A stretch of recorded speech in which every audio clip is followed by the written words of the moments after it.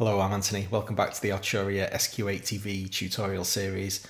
The favourite part of any series for me is the preset deep dives, where I basically take one of the stock presets, chosen Ethereal Steps today, and I'm going to deconstruct it to show you how this synthesizer works as a living instrument. We've done all of this technical study into all of the various features of the program. We want to know how it works as a real musical instrument. If you enjoyed this series, check out the Patreon link in the description below or the join button to become a YouTube channel member. Really huge thanks to everybody who's signed up so far. It means a great deal to me. Okay, this is the sound. Now I'm playing a C there, but you can see on the tuner every now and again you get a flash of G, which is the perfect fifth. If I play a G, you're going to get occasional flashes of D, and similarly there's me playing an E and you see the odd B. So there's definitely some sort of harmonic material going on here. Where are these perfect fifths coming from? In fact, there are also major thirds here. What you're hearing is a full major chord. So we're going to have to figure out how it's doing that. Really fascinating the way this preset's constructed. Now there are two different aspects to this almost arpeggio-like thing that we're hearing. The first is the pitched variance. If I press a C, you're hearing C's, E's and G's, but also we're getting octave bounces. You're hearing lots of versions of C and E and G. Now those octave bounces are coming from an effects unit, and that's where we're going to start today. If we jump over to the effects bang, effect number 1 is a pitch shifted delay. Now we've not individually examined all of the various effects in this system because an effects unit is an effects unit, and a pitch shifted delay is simply exactly what it says. It's going to play all these different variants of the notes, starting with the fundamental, which is going to be the loudest, and then each of the harmonics you can see getting quieter. We've also got a funny thing going on with the modulation wheel here, where it's got negative modulation. So if the modulation wheel is turned all the way down, which it currently is on my system, we're going to get the effect. But if I turn the modulation wheel up, you can see the little blue line taking us all the way down to 0. Now what you're hearing is those 3 distinct pitches. So that's making the notes of a major chord. We'll figure that stuff out later. Can't for the life of me figure out why this modulation wheel is mapped backwards, but it is, so we need to know it.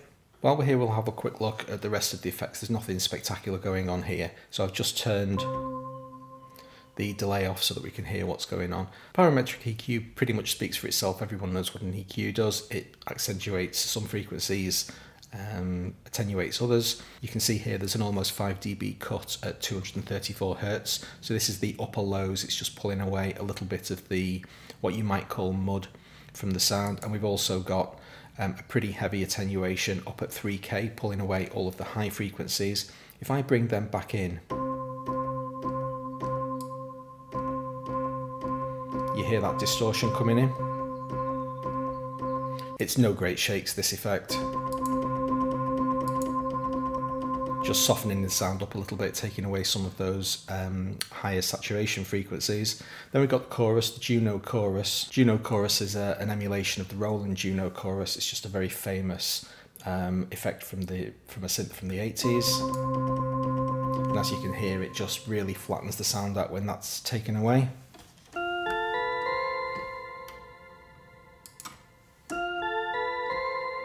All that kind of shimmer.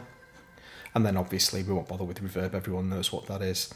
And with that quick look of the effects units dealt with, basically just step up and step back so that I've reset the preset as it comes stock.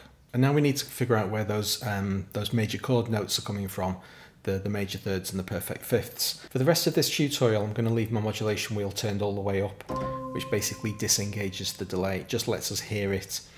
Hear the rest of the sound more easily. And the harmonic intervals are coming from the 3 oscillators. Have a look at the semitone offsets. That's 7 semitones, that's the perfect fifth, and 4 semitones is the major third.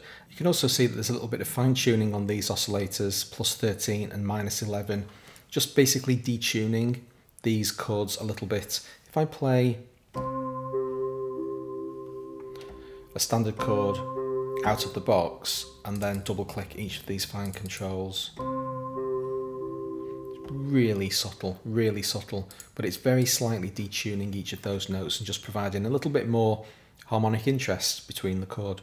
Now it's all very well and good that 3 notes are being played, but why are we hearing them as an arpeggio? We're hearing one note and then the second and then the third. That's coming from a really nice use of 3 envelopes. Can you see the DCAs have got envelopes 1, 2 and 3 assigned to them respectively? If we start with envelope 1, you can see that the note begins immediately, 0 attack. And then you can see the note travelling down.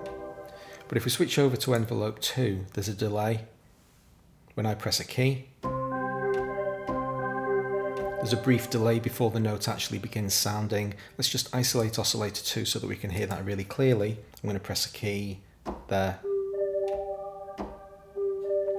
That period of time there is what's causing the arpeggio effect.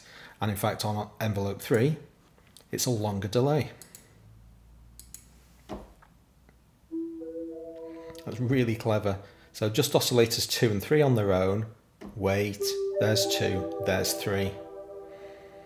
And then when you add the octave bounce effect, let's pull the modulation wheel back down. Those 2 things stack together. We've got the pitch shifted delay plus the envelope offsets. Just move my modulation wheel back up.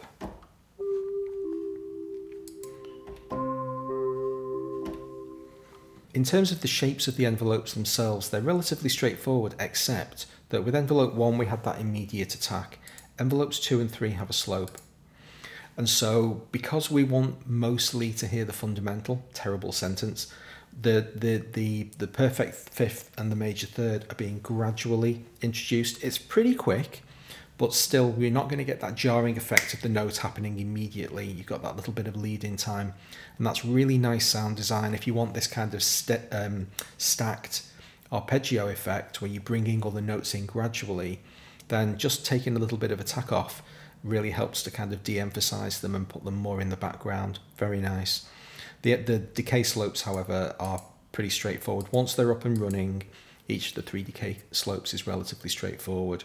Now envelope 1 is pulling double duty, because in terms of doing that volume thing with the DCA, it's also having an effect on the filter. So you can hear and see it pulling these filter frequencies back. So this is a relatively subtle effect. Because the sound's attenuating as well, decaying over the course of the envelope slope, but as it does, it's also softening or dulling, taking those high frequencies away. I just increase that effect a little bit. It's very common to lose high frequencies as volume attenuates, and that's what that's emulating. Throw all that stuff away, get back to our preset sound. The next thing to note is that DCA4 is clipping. Every note we play, the clip light is very bright. That's what's causing those high frequency saturation effects. When we were having a look at the parametric EQ and we saw some of the higher frequencies being attenuated, that distortion is predominantly coming from DCA4. When this clip light is on, it's actually distorting. If I pull the level down a little bit, it's a much softer sound.